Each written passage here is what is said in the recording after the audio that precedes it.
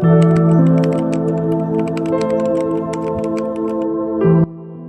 po kayo nagsimulang magbenta? Balik pa yung anak ko. Mga ilang years na po kayo nagbebenta? Panganak ko sa kanya, yung panganay ko.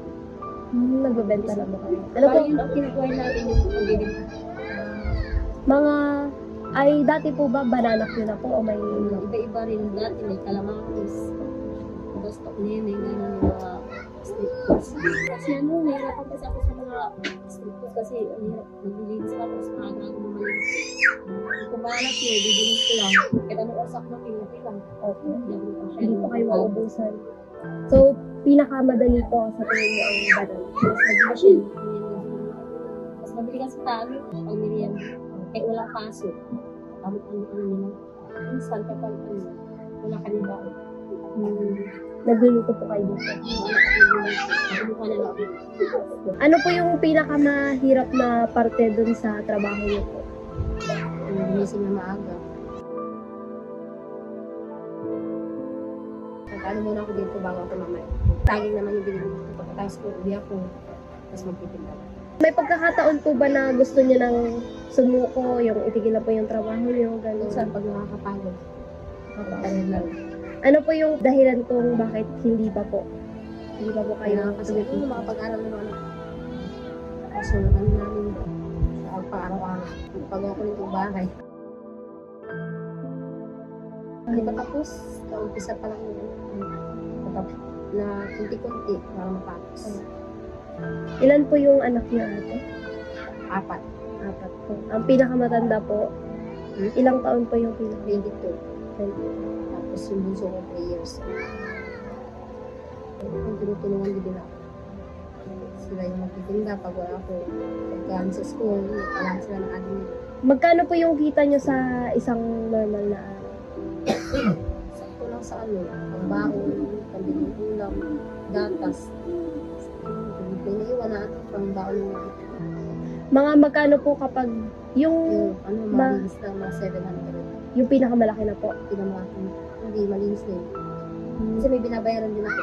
Meron po bang pagkakataon na nalulugi po kayo? Meron, parati. Ay, palagi po. Kapag walang pasok, tapos kanina, Magkano po yung natitira sa inyo? 700. 7 Malinis na yun. Nandun na po lahat. Ang budget namin yun sa bahay. Pinagkakasya ko na lang yung 700. Nandun na po yung baon. Yung gusto nyo po bang buhay ng pamilya nyo, sapat po ba yung kinikita nyo?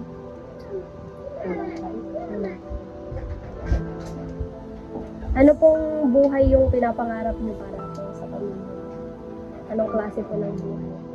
Ayun, ang ganda yung buhay yung kapag ano sila, yun, para magpagkapos sila. Yun po ba yung pinaka-priority nyo po? Paano nyo po binabudget yung kinikita nyo po? Araw-araw na lang yung binabudget. Pag may naiiwan, yun yung tinatabi ko para magpagbago. Nakakasapat ba ang kinikita nyo para sa pangangailangan ng inyong pamilya? Sa tingin nyo, tama lang po yung trabaho nyo po? Kayo lang po? Tama lang po ba yung kinikita nyo sa isang araw? Kulang. Ano po yung pangunahing gastusin sa loob po ng bahay ninyo? Kulang. Pagkain po. Tapos gatas. May pagkakataon po ba na parang walang-wala na kayo? Ganun po. Meron din minsan. Pero hindi lang kayo sa pagkain ko pinang. Hindi po. Sa mga kuryente at tubig niyo po, may pagkakataon po ba na hindi niyo mabayaran? Minsan sa dalawang babaw namin mabayaran. Pero pag dalawang buwan nababayaran ko. Malaki yung kita nyo. Ano po yung binibili nyo? Saan nyo po pinupunta yung sobrang kinikita nyo? Tago ko ka parang pag may kailangan, inuhugot kami pag ganito may kailangan bilhin, bayarin, sa school. Yung asawa nyo po, tinutulungan ko ba kayo sa ibang trabaho? Pag mayroong trabaho. Ano siya kasi nag-alaga ng anak. So kayo po nagtitinda, si Sinasama Uncle ko po, ng ako kasi hindi pa siya nakakapasok. Itong year pa lang. sa susunod po. Kung hindi po kayo nagbebenta, ano po sa tingin niyo yung gusto niyo pong trabaho? Kung makakapili lang po kayo. Yung pangarap ko kasi nagtatahi muna. Pero nagtatahi po kayo. Yung ano pa. Kasi na, ano yung try ko lang pero hindi ko na finish. Parang hindi niyo po na-pursue. Sa tingin niyo po, ano po yung kulang? Bakit minsan hindi sapat yung kinikita niyo? Kulang na, Kulang po, kunyari po, kulang po ba ng ng kaunti pang effort o kulang po ba ng okay naman. Pag nakakatuloy naman kasi asang minsan nakakatuloy siya. Pag may trabaho siya. so ano po sa tingin niyo? Kunyari po, nalugi po kayo. Ano po sa tingin niyo yung kulang? Nanguyutang ako minsan para may isa. Kung may isang bagay po na maibibigay sa inyo para matulungan po yung pamilya niyo, ano po sa tingin niyo? Mas maganda. Sige. Kung may bagay po bang itutulong sa inyo, kunyari, pera po, monthly allowance, grocery, gano'n. Ano po sa tingin niyo? Yung makakatulong po sa inyo. Ayaw ko sa pera. Pera. Pera. Kasi ano, syempre minsan, yun tulo ako sa pera pag nangunan ako. Minsan lugi. Yun po, pera po talaga. Nakakutang din ako kasi. Gusto ko kasi ayaw ko na makungutang. Minsan. So may mga utang po kayo. Meron sa, yung time 6 kasi ako.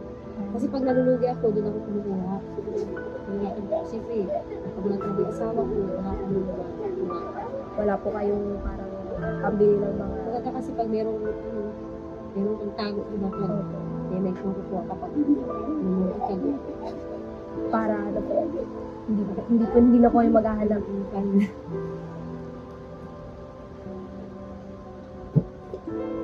Yung pangarap niyo pong makapagtapos yung mga anak niyo, sa tingin niyo po, kaya niyo po. Sikap lang. Sisikap po kayo. So, gagawin niyo po yung lahat. Itulungan naman kami mag-ida. Halimbawa, may nararamdaman ako sila yung nagtitinda. Pagdating nila galing sa school, tinutulungan nila. So, sipag lang po. Sipag lang. Para makaano sila, ng baon nila. Kung may masasabi lang po kayo sa mga anak niyo, kunyari, payo po, ano pong sa tingin niyo ang sasabihin niyo po sa kanila? Para sila mabuti. Tapos yun, tulungan sila ng kapatid din. Magtulungan po. Tapos maging sila, malalim sila sa Diyos. Ano po yung pinaka-wish niyo po sa buhay? Pinaka-wish ko. Papa. Gusto ko yung sa masinso. Oo, masenso po. Yan lang po.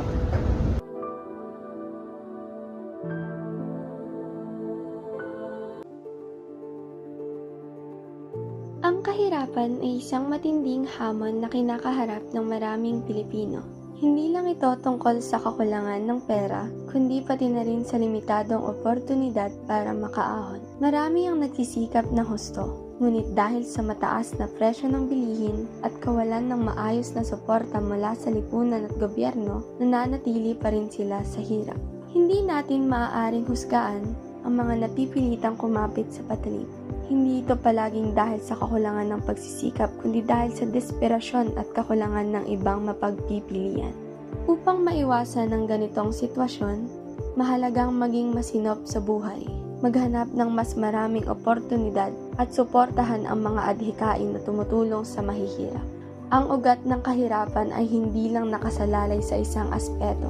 May pananagutan dito ang gobyerno, ang lipunan, at kahit ang mga individual mismo. Upang maitama ang mali, kailangan magsimula sa pagkakilala ng problema at sama-samang paghanap ng solusyon mula sa mas patas na oportunidad hanggang sa mas maayos na suporta para sa mga nangangailangan.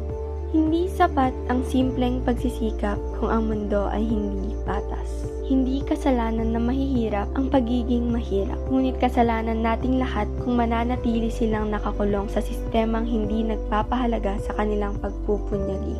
Ang Ang kwento ni Ate Carmen ay hindi dapat manatili bilang simpleng kwento ng pakikibaka. Dapat itong magsilbing sigaw ng pagbabago. Isang paalala na hindi lang awa ang kailangan kundi konkretong aksyon. Ang tunay na hustisya ay hindi lang sa pagbibigay ng limos kundi sa pagbibigay ng pagkakataon. Ang tanong, kailan natin sisimulang baguhin ang kwento ng mahihirap tungo sa mas makatarungan at mas maunlad na bukas?